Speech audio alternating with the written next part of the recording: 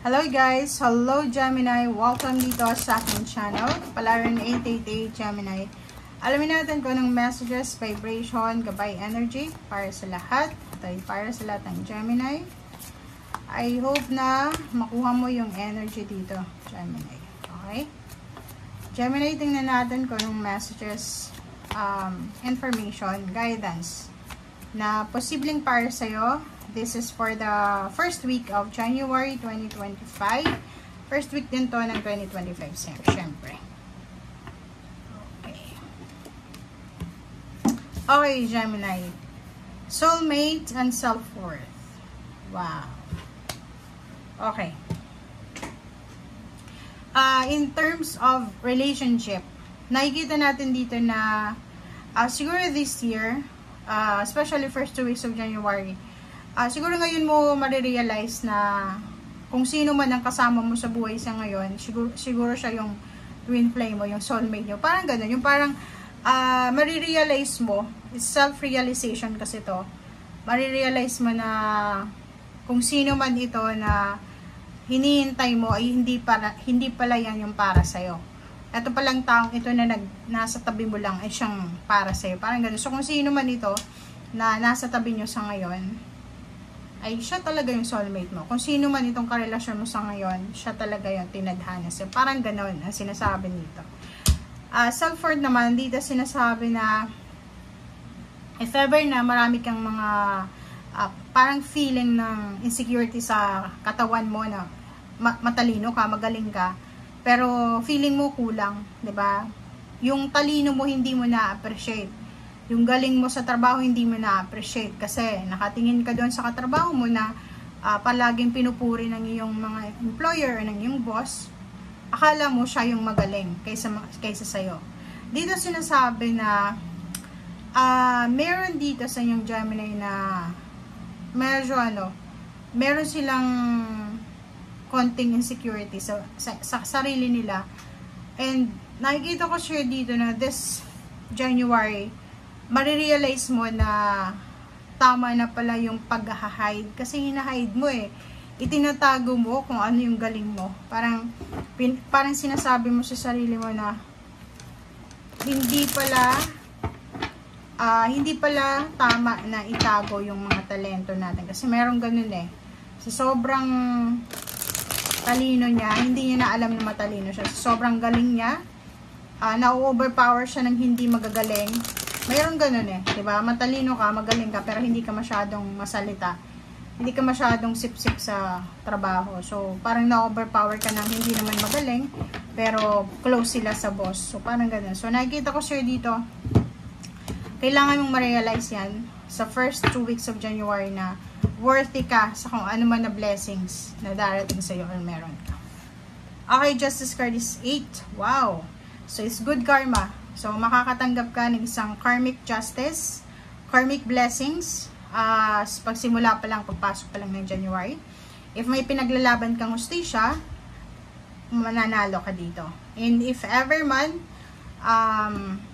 medyo nakaranas ka ng unfairness for several months or years, nakikita natin na ibabalik sa'yo kung ano yung nawala sa'yo. Okay? Contract signing, documents, papers, lahat yan ay possible. Diba? So, nakikita ko siya dito, ang dami mong marirealize. Analyzation, self-reflection, parang ganun. Ang dami mong marirealize na maraming beses or maraming taon, maraming panahon na palang nakalipas na kahit matalino ka, kahit magaling ka, hindi mo masyadong pinapakita kasi na-overpower ka ng mga tao sa paligid mo. Okay, diba? Kita mo dito yung reflection. Iisa lang yung sinasabi dito na mag-focus ka sa sarili mo. Huwag kang masyadong nakafocus dyan sa mga katabi mo kasi maraming blessings ka na darating sa buhay mo. Kung hindi mo yan makita dahil nakafocus ka sa ibang direction, sayang yun, di ba? So, yun. Merong magre-renew ng vows, pwedeng 25th wedding anniversary, 60th, parang ganon. And merong mga relationship na posibleng magkakabalikan. So, if you're in a relationship ngayon, kung ayaw mong masira yung relationship mo sa ngayon, huwag kang makipag-communicate sa ex mo. Okay?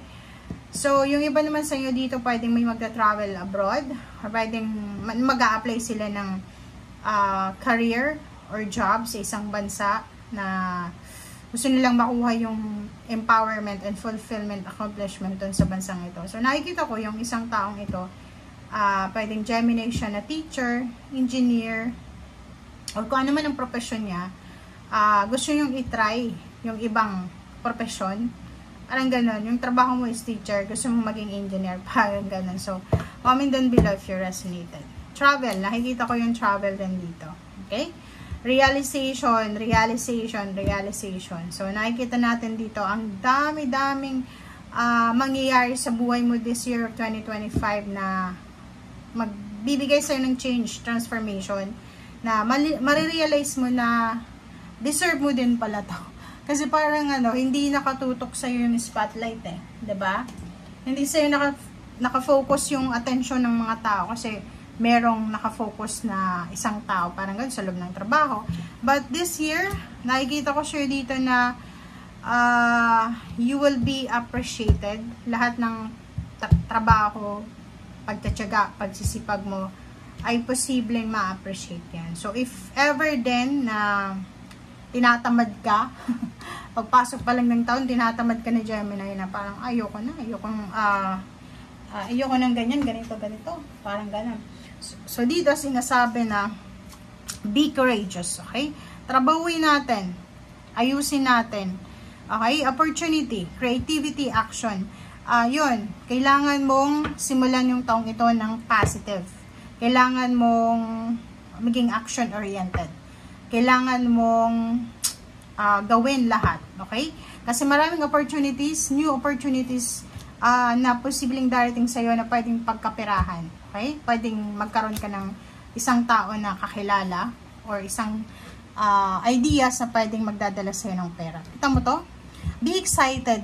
Kasi simula pa lang to ng taon na, wala pa nga tayo sa second month, third month, parang ganun. So, maraming opportunities ang darating sa'yo. So, Gemini, focus ka sa opportunities na to. Take care of your body, your health.